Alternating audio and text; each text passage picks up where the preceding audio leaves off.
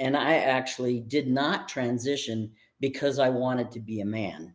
I transitioned because I came out in the 70s and things were radically different for lesbians back then. A lot of the older lesbians that I have met who did not transition didn't even think about it. And they are curious about my backstory. And I tell them what the scoop is, and I talk to them about why I did it.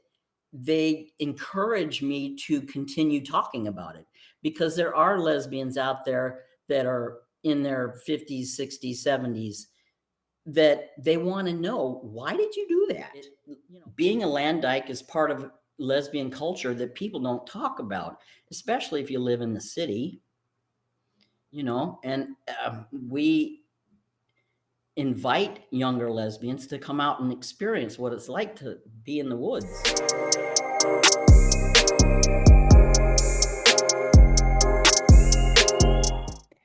Hi, everyone. I'm Ariane from the LGB Alliance USA podcast, and I am here with a special guest, Jess.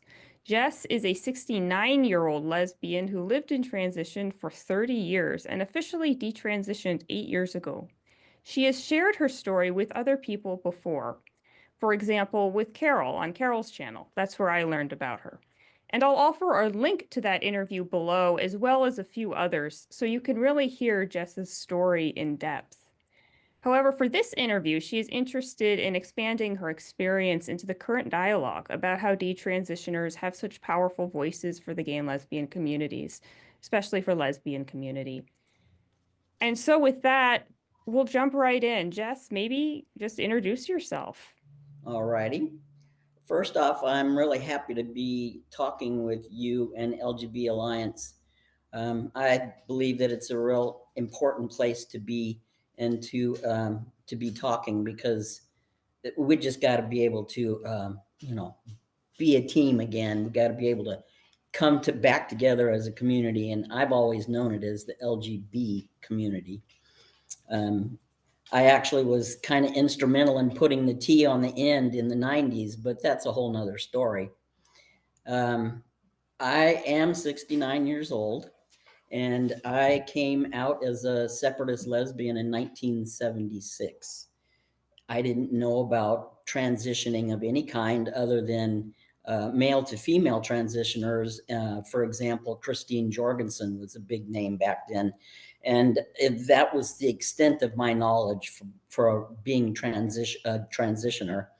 And it took me many years after that to actually come to the awareness of female to male transitioning. And I actually did not transition because I wanted to be a man. I transitioned because I came out in the 70s and things were radically different for lesbians back then. And I am a very masculine presenting butch lesbian, and I was a separatist. So I was loud and proud, and I wasn't afraid to talk about it. Unfortunately, it got me in a lot of trouble over the years. And I was also a brand new lesbian mother in 76. And I didn't know what that meant for a couple of more years afterwards. My daughter, I had 3 different people in my life try to take my daughter from me because I was labeled an unfit parent as a lesbian. So there were several different reasons why I decided to go down the path. And I actually learned about transitioning from female to male in 1985. I didn't start transitioning, and I don't actually call it transitioning for me. I lived in transition from 1987 to 2017. So my story isn't the same as most everyone else's, because most of the people that are talking about transitioning these days are talking about being trapped in another body. And that was not my case. My case was I was trying to survive life as I knew it back in the 70s and the 80s. So a lot of people, they ask me the big question, why did it take me so long to detransition? And the biggest answer was that life got in the way many times. And at some point, about the 7th or 8th year, I was actually so committed to the facade, and I'm going to use the word facade because that's what it was. I was so committed to it, and I was basically feeling obligated to not look like a flake to my family anymore. Um, they didn't mind me being a lesbian, but they didn't like this transition stuff at all. And at some point, around, like I said, the 7th or 8th year, I had to make a decision on whether or not I wanted to, just kind of be a flake again in front of my family. And I felt that that was not okay. And then, fast forward many more years and several different relationships. And by then, the documentation was in place. I didn't medicalize other than testosterone, but testosterone is a very powerful drug, and it kicked in almost immediately. And I was able to pass rather successfully through the whole thing. So, but I didn't do anything other than that. I took testosterone for all that time. Unfortunately, the one operation that I did have to have was a hysterectomy, and that was in direct result of the testosterone itself. So, but other than that, the only medicalization I did was take tea for all that time. So just to maybe ask a question, you mentioned you transitioned. It wasn't a you were stuck in the wrong body thing. Sometimes it was to deal with discrimination. Would you say that? Yes, I was actually very vocal about being out and being a lesbian and being a separatist. And I'm not shy about what I think about things. And it made me a target. And back then, there were no anti discrimination laws or hate crime laws. People could do things to the lesbian and gay community that they wouldn't get away with now. They wouldn't even think about doing now. But back then, people could do stuff like kick me. I got kicked out of apartments. I couldn't keep a job. I couldn't get a job. I actually went to try to get a job at one place, and I got told, we don't hire dykes here. And they could say that and get away with it. So I had to I had to do something because I was basically in fear of my life at that point. And like I said, I have an older daughter who, um, back then, people, uh, how do I put this? Back then, people did not want to see gay and lesbian people with children. They considered us the scourge of the earth, and we were harmful to children. And it's not really the same now, but it's almost the same message. Um, but in this transitional thing. And the reason why I say that is because there's a lot of younger lesbians that are in a position where they feel like they have to transition because the message they're still getting is that it's not okay to be a lesbian. And one of the things I want to impress on younger lesbians is that it is okay to be a lesbian. You don't have to transition. Unfortunately, back then, it was kind of a necessity. And I want my story to mean something to somebody else. Okay, yeah, it's an important message. And so what was finally the straw that broke the camel's back in terms of getting you to detransition after all those years? Well, first off, I never wanted to do it in the first place. I felt like it was a necessity. I didn't know what I was getting into. Back then, it wasn't talked about like it is now. Today, everybody talks about transitioning. Everybody's trans identified. Everybody. Back then, it wasn't talked about. People knew about it through the Harry Benjamin Standard of Care, which was the predecessor to WePath, but it wasn't something that a lot of uh, medical people knew a lot about. And there were a lot of gatekeepers back then, more so than there are now. So when I started the process of looking into it, and the first thing I had to do is go into counseling. And I believe that that should still very much be in place, and it's not. But back then it was. And I've made sure every, every therapist I've ever had, as much as I possibly could, have been lesbian because I am a lesbian and I needed the counselor to be able to understand my perspective on why I was doing this. But the counselor that I started out with really didn't have a lot of knowledge about the whole thing because people weren't talking about it, you know. Male to female people got all kinds of stuff going on. There were people that looked into it, people that were doing the medicalization. There was people advocating for male to female transitioning to happen.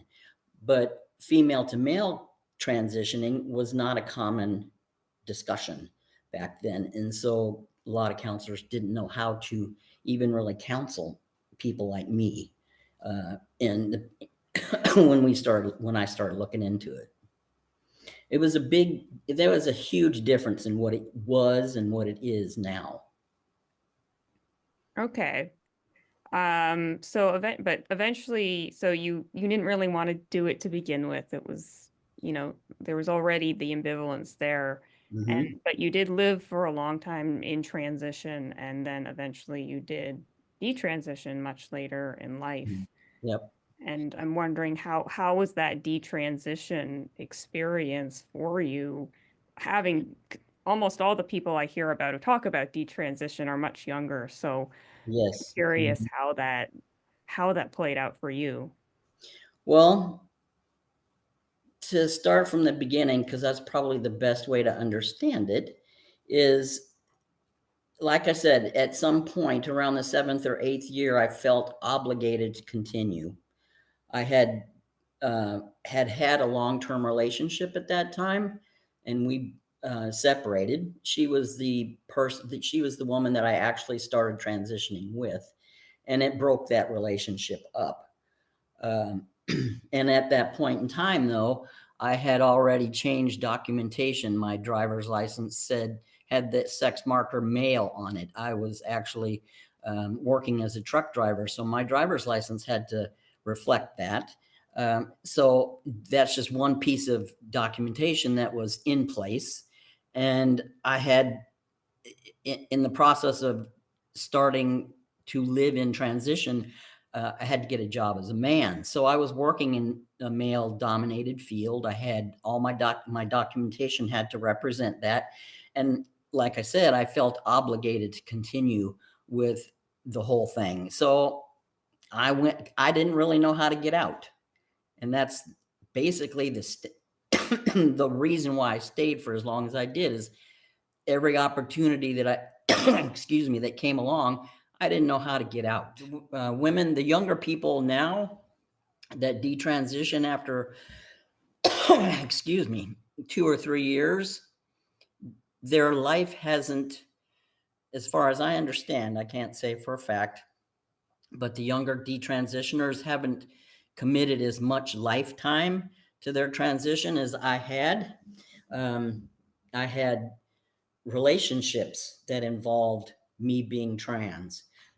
I had my documentation had all changed.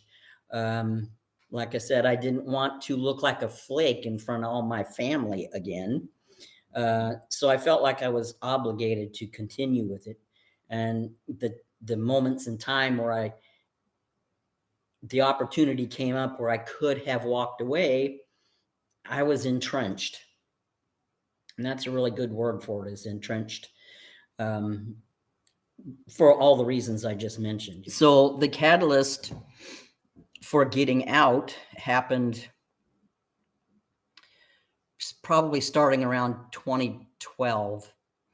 And it started with a series of cardiac events, popularly known as heart attacks, that were in direct result of the testosterone and the stress that I was under through the whole thing. I had a heart attack in 2012. I actually had two. And right about then was another moment in time where I just went, I got to get out. I got to stop doing this. I don't want to take tea anymore. I don't want to be seen as a man anymore. I want my lesbian life back. And I was seriously ostracized for all those years. So I was ready to get out. I was ready to get off the merry-go-round. And then I met my current partner in 2015. And right after that, I was sent an article by my therapist at the time that was written by Katie Herzog. It was about detransitioning, and it was in the magazine The Stranger. It's not really a magazine, it's a newspaper rag. And that's the first time I'd actually heard that word, detransition. And I didn't know that it could happen. I just didn't know. Until then, I didn't know it as a word. I just knew I wanted out. I just didn't know how. And that's, after a habits are hard to break sometimes. Um, I'd spent by then probably 20 plus years as presenting as Mr. Jesse. The other piece of all of this was that I was working in the medical field, and a lot of my patients knew me as Mr. Jesse, and they really had to know that about me. I couldn't detransition in front of all these people that depended on me to be there for them and to take good care of them. It would have caused all kinds of grief and upset, and it wasn't the right time. Um, and ultimately, I detransitioned officially in 2020 when I retired from my job. That's when I felt like I had absolutely no obligation to anybody else, to me alone. And I had, that was right about COVID time. As a matter of fact, it was in the middle of lockdown when I retired. And I didn't have to, I wasn't obligated to a job. I wasn't obligated to a relationship. I wasn't obligated to anybody but myself. And I finally felt like it was the appropriate time to officially detransition. So that's when, um, well, by 2020, I was already actively detransitioning. I had started at work with my coworkers, but not in front of my patients. So it's a process. Sounds like it. And that's a good segue then now to the present dialogue. I'm curious when you were detransitioning, were you also integrating yourself back into lesbian community? And if so, how was that going? Well, I'll tell you, that's a very interesting process.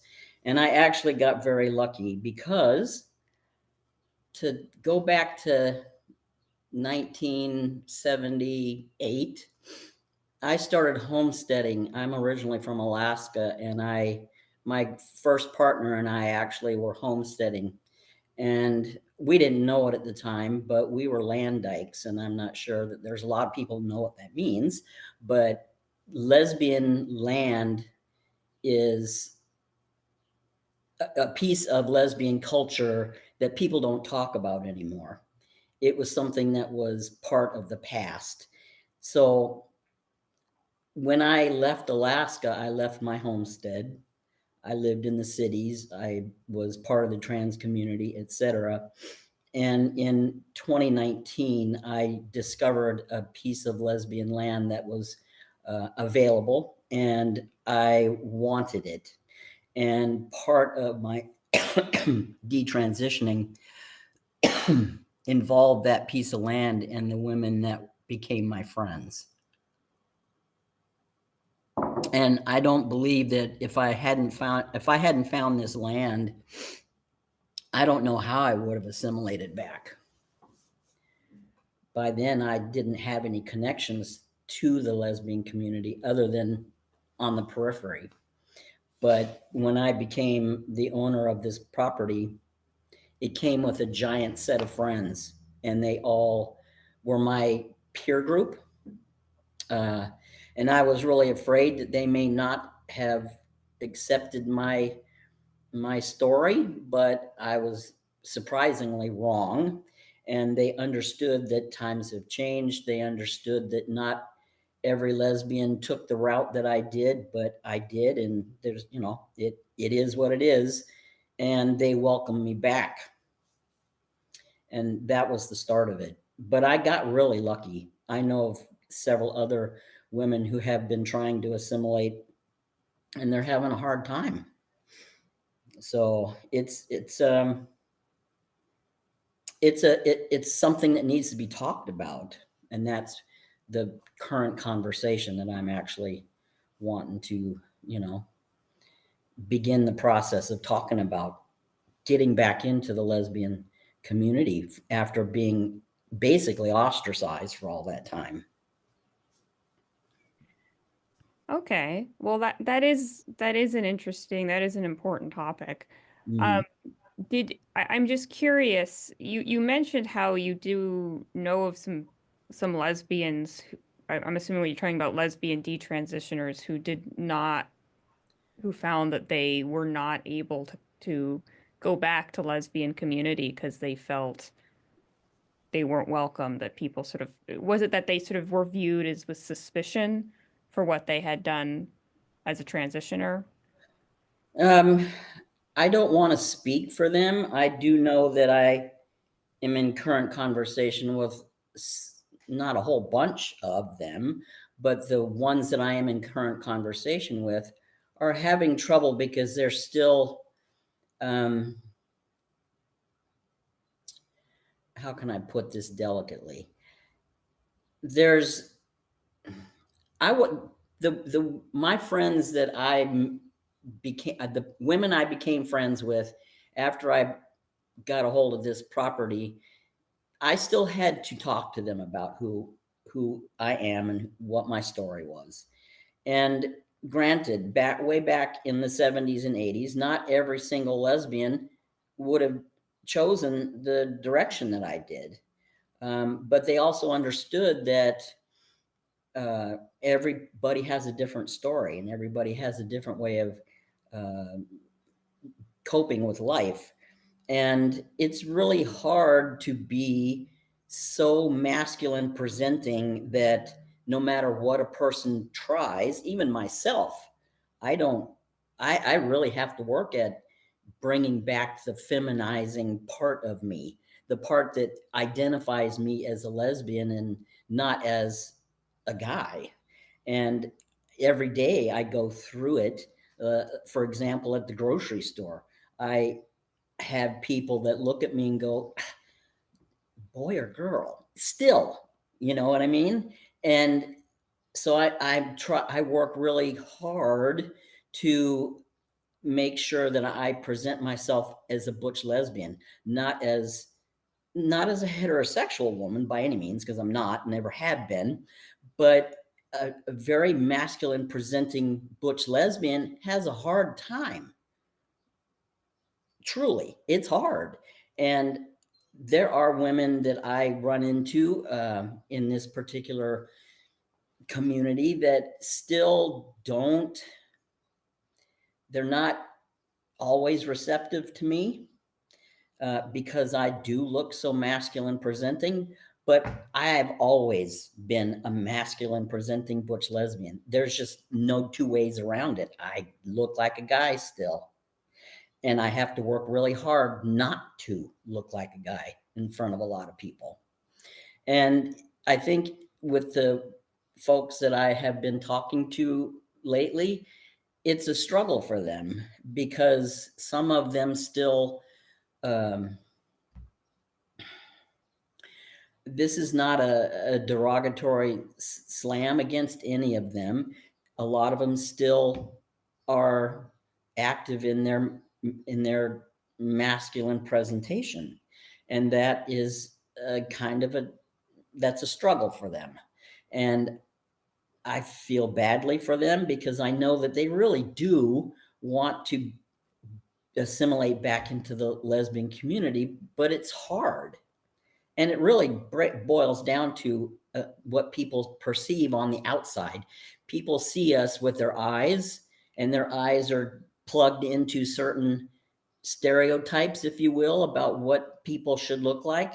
And masculine butch lesbians are always being mistaken for men most of the time, still. And it's hard. It's really hard. And for example, today I was standing in line at the grocery store and I was expecting the cashier to just give me the side eye again and assume that I was a guy. And I was expecting him to call me sir, like usual. It always happens that way most of the time. And he called me miss. And I went, what? Miss, MISS. And I went, wow, that's younger than I really am. And he goes, well, I just, want to make people feel good about themselves. And I went, well, you know what? It's better than being called sir, which happens a lot. So but I could tell that he still struggled with how do I respond to this person? And I had to give him kudos for using miss, even though I'm 69 and miss is usually somebody who's in their 20s. But still, I could tell he had to work at it. And that's something that most masculine presenting butch lesbians deal with all the time. All the time. So I don't have an answer for other people's difficulties. I just got really lucky. That's the only thing I can say about it. Because I could be in that same boat as well. And I am most of the time that I'm in public. Interesting. I have to really work at it. Yeah, I'm just curious. If you mentioned you don't have an answer for this dilemma. I'm just curious though, when you were rejoining these land dikes, did you find that there, just for advice for people who might be in a similar situation, like you're lesbian or you're in a lesbian community and now a detransitioned lesbian is approaching you, did you find that there were certain things that they could do that or say that are helpful? Like, would you have preferred an approach where, we just sort of don't really talk much about the whole detransition thing and just move on as lesbians? Or did you appreciate an approach where they would actually try to give some active support for you as a detransitioner? That's an interesting way to put it. Um, I find for myself, because I'm only speaking for me, I cannot speak for anyone else. I won't. I find for me, if I'm honest about it, completely honest about it, and I don't actively try to hide who I am, then I get a better response. I Oddly enough, and it's not really odd. I thought it was odd in the beginning, but I really was encouraged by it. A lot of the older lesbians that I have met who did not transition didn't even think about it, and they are curious about my backstory. And I tell them what the scoop is, and I talk to them about why I did it. They encourage me to continue talking about it because there are lesbians out there that are in their 50s, 60s, 70s that they want to know, why did you do that?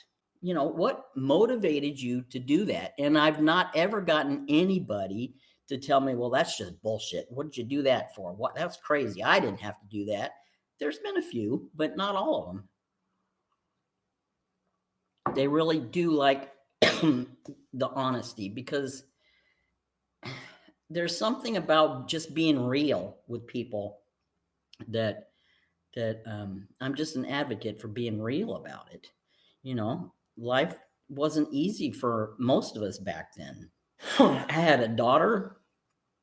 I wanted to live a life uh, happy and content, but through really no fault of my own other than what I look like, I was a target for homophobes. plain and simple. It's not so much these days, but I still deal with it because I still look like a guy. And I have to really actively not look like a guy most of the time. Um, One of the things that I do, because a direct a direct side effect of testosterone is the fact that facial hair happens all the time permanently. I have to shave every day, and if I don't, then that adds to the look, the appearance, and that's what people look for when they're, we just walk through life, and there are certain um, secondary sex traits that happen with male and female bodies, and one of the ones that happens with a male body is facial hair. I have to not walk through life with a fuzzy face. I don't have a big fuzzy face like I used to, um, but I still have to make sure that if I'm going to go somewhere and I don't want people to assume anything of me, that I make sure I have to shave. I mean, that's just plain and simple, honest about it. And that's just one secondary sex trait that happens after using tea. That's the only reason I had to do it, is because of testosterone. The other part of it is my voice. I didn't used to sound like this. I used to sound way more feminine way back then, but now I have to actively, or not, depends on how I feel about it at the time, but I have to actively control my voice still in order to sound more feminine, sound more like a woman, as opposed to sounding like a guy with a deep voice. I'm sure I sound like a guy with a deep voice right now. I mean, I almost can guarantee it. But if I want to not sound like that, I actually have to work at it and make sure that my voice is either raised or lowered, depending on who I'm dealing with. So there's just certain things that really have to happen in order to not throw somebody off. And that's what happens with a lot of the older lesbians that, I mean, I don't get me wrong, I've run into them that say, you're full of shit, you're a traitor. I got that a lot. But some of the women that I expected that from these days don't say that to me at all. They respect what I had to do, and they welcome me back into the fold, and I appreciate it 100% because I didn't expect it from them. There's a few that are still very separatist, and they understand, because I was honest, they understand what I had to do. And that went a long way. So people people in general, um, because we are humans that have been enculturated into um, to looking, using identifiers, and secondary sex traits are identifiers. I don't have an Adam's apple, but if I did, then I would certainly look like a man still. But I don't have one. Um, Women use their hands more than men do. They're more expressive. Women use more words. Women are more interested in another person, where a man is more aloof. I learned these things living as a man. I had to learn how to be a guy. That was hard because I mean, I was a separatist, so it's tough to, I had to emulate the characteristics of that male person in order to pass. And now I have to reverse all that stuff and remember what it looks like from their point of view and make that adjustment with me, so that they don't, so that things like today happen where a person has to go, okay, who am I, what pronoun am I supposed to use on this person? So it's a daily act. It really is. It's a daily activity. One thing that comes up sometimes when I talk to detransitioners is that they'll bring up that when they first detransition, that it, or it's sort of advice to other detransitioners, that they're saying it's good to give yourself some breathing room, a little bit of time before you come out too public with your detransition, like maybe some time to sort of heal and decompress. And did you find that was true with you? Like, did you feel like you wanted to maybe not publicly come out immediately, or were you very eager to come out Oh publicly? my God, I want it out so bad. I really Okay. did. I I'm a lesbian.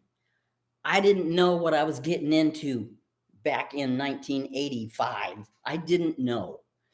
And I didn't know all the ramifications because I hadn't lived it before. You know, the only way a person learns anything is to, well, in this case, figure it out. But I wanted out so bad that when I finally found the way out, I busted like gangbusters out. For me, that's the way it was because I felt isolated. I felt like I was in solitary confinement for all those years. So when I finally found that door, door number 3 or whatever it was, door number 40 at that point, I wanted out. I just got really lucky. I really did. And I'm curious then, were you eager to like do something like engage in activism or Oh, that's like where put you your see face out publicly like on it. social media or something? I live in the woods. I don't live on social media. Okay. So, social media for me is I watch it, I see it, I see how people are on social media. I see what it has done to people on social. I don't have a Twitter account. I don't have a Facebook page. I don't do any of that stuff. YouTube is my entertainment. And the reason why I'm on these interviews is because I need to do something with those 30 years. I need to make it count. But that doesn't mean I'm on TikTok. You know what I mean? I don't do that kind of stuff. So social media has opened doors so that I can understand what's going on out there because I lived out in the woods. I lived off the grid for years. I came back to the trans community in 2010 and the first thing I learned was the word boy, BOI. I'd never heard that before. And I went to a dance in Seattle at a club where it was a um, over 40 lesbian dance. I went with some friends, and there was all kinds of women in there. And in my eyes, they were dressed in drag. They were drag kings. But it was explained to me that no, these are boys, BOISs. And I thought, well, wait a minute. I didn't have that option. What's up with that? That looks like a costume to me. They can go home, take off their suit, put on their lesbian clothes, and walk away from it. And I didn't have that as an option. But I had never learned about it until that night.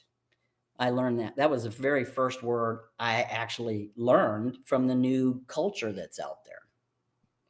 So I'm just curious then, if you were of a younger generation and you saw some of these new language things like that the boy or even like things like with the whole non-binary thing, can you imagine yourself maybe going down a route more like that?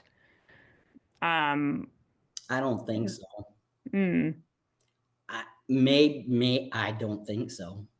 I think about it. I go, really? Hmm. Non-binary to me is very confusing. And when I was the age that most of the detransitioners are now, androgyny was the thing.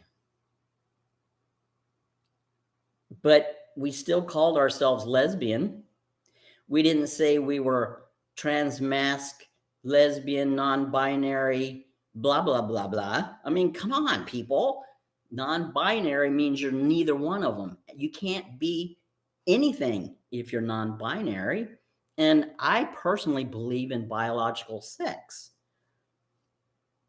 So I don't know that I could I don't think I could use any of those words. I really don't. When you encounter younger lesbian, um, well, either transitioners or detransitioners, do you, like people who are, Gen Z or millennials, do you see in their stories like, oh wow, I really resonate with that? Or do you think, oh wow, this is like a completely different thing than what I went through? Like, Yep, that's exactly what I think. I mean, I understand it because I watch it happen on social media. That's how I learn these things.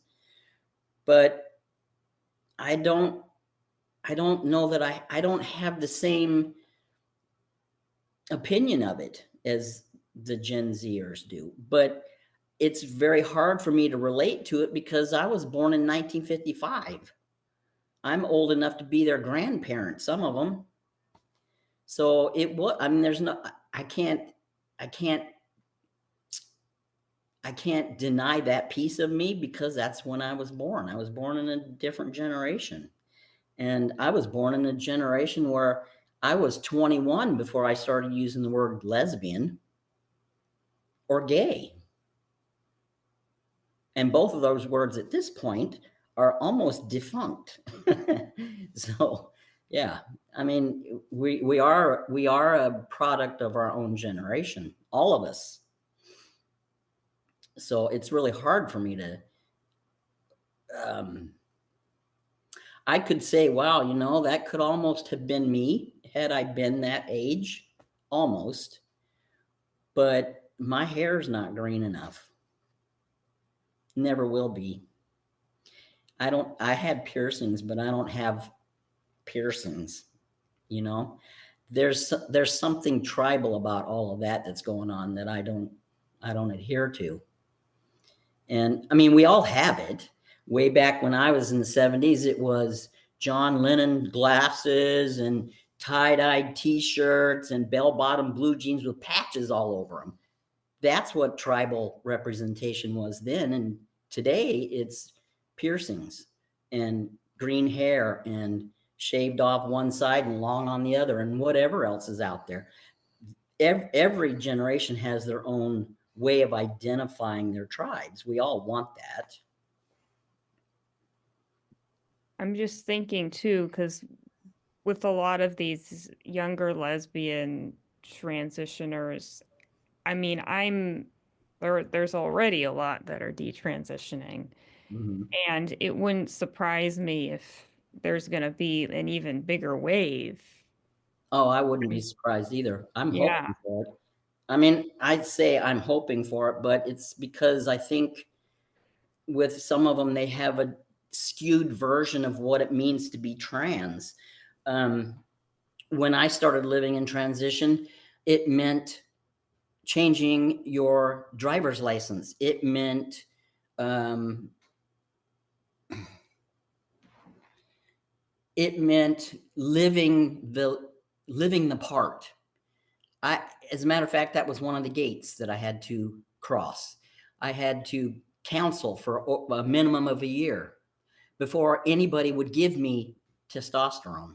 And then once I started using testosterone, I had to go out and get a job as a man. There's an awful lot of the younger generation that what they do is they go, oh, I'm trans. Let's go get T. They go to Planned Parenthood and they get T gel, testosterone gel that they rub on their arm. That stuff wasn't around when I was their age. When I was their age, we had to go get a job as a man. We had to present ourselves as a man or a woman, depending on which way we're going. And we had to do it. It was called real life. And I don't see that happening with the generations that I see on social media these days. They just, they call themselves trans and they go to Planned Parenthood and they get it and they sit and talk to somebody for an hour and they have their testosterone. I had to, it was it was over a year before I got my T, and I still didn't get permission to go have surgery of any kind. I haven't had any other than a hysterectomy, but they wouldn't have let me anyway. It's a whole different ball of wax these days. do you see can you sort of envision a scenario then where all these sort of new crop of transitioners, lesbian transitioners, are detransitioning, and is there a way we can like sort of rebuild a lesbian community with them fully part of it? Do you see how that could look like? Well, I know that my peer group, um, the women that are my friends right now, when they were in their 20s, they were separatist lesbians who rebelled against the patriarchy and ran screaming into the woods. And that's where they lived for the rest of their lives. And I met them as my peers. Um, and that's lesbian culture encapsulated. Okay. And my community, if you will, my friends, we're trying to build an intergenerational connection to the younger women that are calling themselves lesbian and not queer. There's the queer community is different. It's first off, we didn't like that word, women my age. That word was not good. It was a detriment to be called queer. Now everybody, even straight people, can be called queer. That's way different from what I live with in that age group. Queer was a bad word. Now everybody uses it, and lesbian is obsolete almost. So we're trying to build a community of intergenerational connections. And one of the ways that the myself for exact, and I can only speak for myself, but I do know that part of the um, motivation for a lot of us is to open our open up to the younger generation and let them come and see what it's like in a different form, a form that is complete has been forgotten.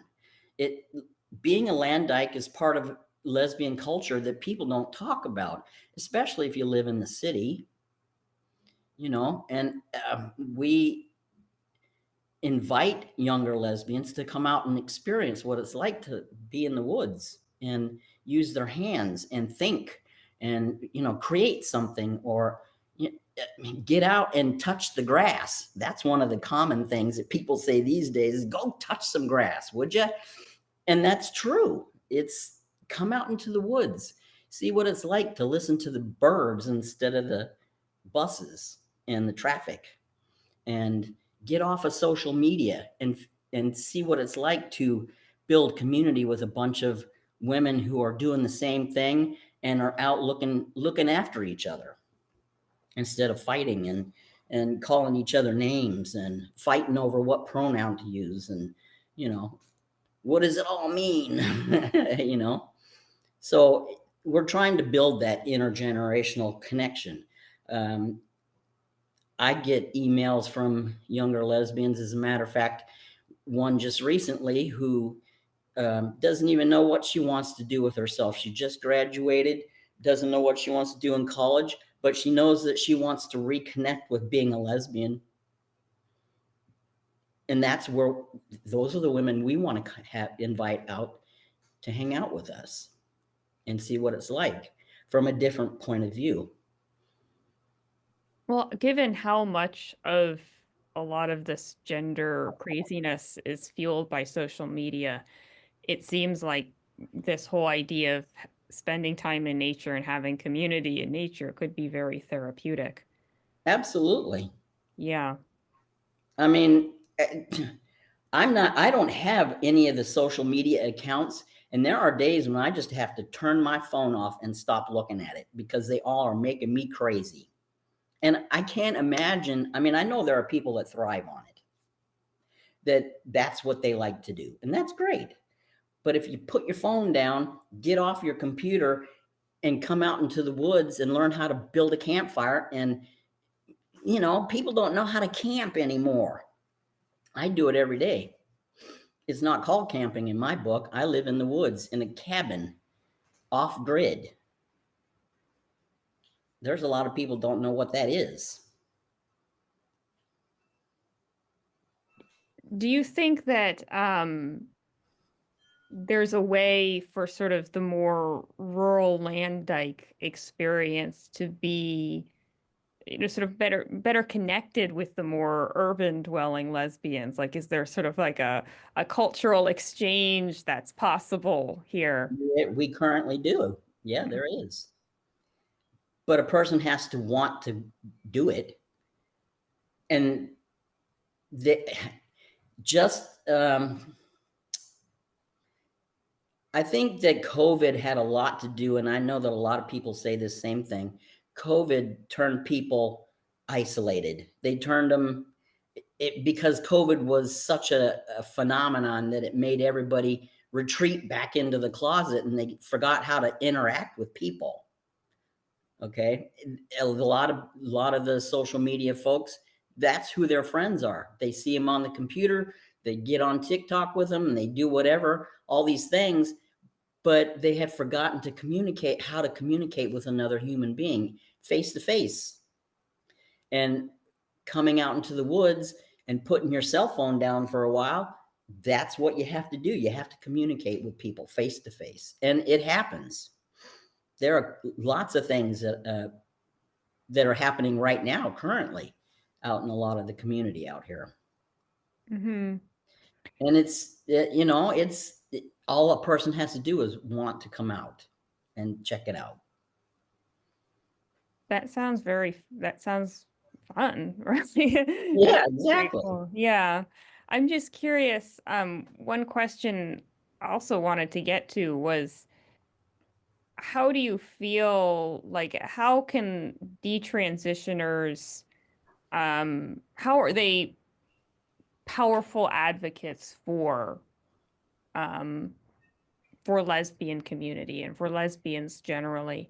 Um, uh, I guess one concern I sometimes hear from some detransitioners is like it can be very taxing to have to be like a public face for a movement, like to make, that their story sort of their backstory sort of becomes the um so exposed that it can be very difficult for them. Do you think that there's a way detransitioners can do that effectively without sort of this problem of maybe feeling they are overexposed? Well, I deal with it all the time. Every time I offer myself up for an interview, I Mhm. offer my private life to a public forum. Hmm. Every time I sit and talk with someone, and I've done, I don't know, half dozen, maybe 8 interviews now. They're not all about how I got there. A lot of it is about detransitioning. A couple of them have been, what are the side effects of detransitioning? One of them being, it's a process also. It's not like I just popped out of the cake and here I am. I've been gone for 30 years, but here I am again. It's been a Hmm. process. And part of the process is finding my community again. It's been very helpful. And in order for me to make something of what I did for 30 years, I have to take myself and put it in a public forum. But I don't go crazy with it. Like I said, I don't have a TikTok. I don't have a Facebook. I don't have a this or that. I don't do all those things. But I am willing to sit down and talk to people about what my experience was, and um, let people hear that it's not always about, I want to be a man. I had those thoughts when I was a little kid, but when I hit puberty, I realized I was gay. I wasn't trans. People weren't saying, well, if you like girls, you got to be trans. It was more like, if you like girls, first off, you need to keep that to yourself because nobody wants to hear it. That's the message I got when I was younger. But once everybody was calling themselves gay and lesbian, it was, okay, well, if I like girls, I must be gay. People don't get that message anymore. They get, well, you must be trans because it's the trend. When Yeah. my daughter was in high school, the trend back then was seeing how many girls you could kiss. That's a far cry from, ooh, I'm trans. Hmm. Yeah, I think for me, there was sort of this by curiosity being Right. cool. It Hmm. hadn't quite moved into transmania mode yet. Hmm. Exactly. And that's uh, another message that I want to convey is we all go through puberty. Every one of us, as long as it's not being messed with, you know, everybody has a bit of gender dysphoria going on. Really. I mean, how many times have you heard somebody say, well, I didn't like to wear a dress and I wanted to wear my hair short. That doesn't mean anything other than you're trying to find yourself. And back when I was that age, it was about sexual orientation, and being trans has nothing to do with sexual orientation. It's an expression. We all had that. We all have that. We all go through that when we go through puberty. And if our puberty isn't fucked with, then we come out the other end knowing who we are, or at least being able to figure it out. And just because a kid says, I don't like to wear a dress, doesn't mean they have to be a boy. I wanted I wanted to be a boy because they had better clothes. They got to wear blue jeans. I had to wear a dress. Being a boy meant I could get out and take my shirt off in public and nobody give me a bad time. But I didn't want to be a boy. I just wanted to have the same privilege. Yeah, that's very well said. And we're approaching the hour mark. I'm curious, is there anything else you wanted to say that we haven't had a chance to say yet? I would like to say that there's pieces and parts of being a lesbian that there's nothing wrong exploring, like lesbian culture. Lesbian culture is rich, it goes way, way back, and it has nothing to do with being queer. It has everything to do with being female born person who's attracted to another female born person and being okay with that. I know you're not on social media, but if for anyone listening who is a lesbian who would like to get involved in stuff like what you're doing with like the land dykes, the women's land thing, do you have any suggestions for where they could go? Well, I am more than willing to allow you to put my email address out there and they can get a hold of me Okay. because I'm more than willing to show them how the other half lives. All right. Yep. That's the Great. only way that, I mean, everybody needs an in somehow. That's how some people get jobs. They know somebody. Mm-hmm. All right. Well, that's good to know because I've definitely spoken to lesbians who are interested but don't really know How to do who to it. reach out to. It's Right, exactly. pretty hard. Yeah. All Yeah, right. and person if a woman gets a hold of me and they say, "Hey, I'm interested in Landite culture. Interested in lesbian lands. I'm interested in the word lesbian. I'm not queer. I'm a lesbian." And if they want to learn more about stuff, I have all kinds of things I can, direct them to. I know a lot of stuff that they can go check out, but you got to start somewhere, and I'm more than willing to be that point. Great. And thank you for that. And thank you for being here and sharing your story. We really appreciate the time No and problem. effort you put into it and the connection and the enthusiasm you have for keeping lesbian culture alive. It's really admirable. So thank you for that. It's a worthy cause. Definitely. Yes. Well, thank you everyone for joining us. See you again next time. All righty. Bye. Thank you for watching! And remember, LGB Alliance USA hosts various events on Zoom for LGB people to meet, socialize, and talk about current events and topics of interest. For a full schedule of our upcoming meetings, please go to lgbausa.org/upcoming-events. Hope to see you again, and remember to like and subscribe.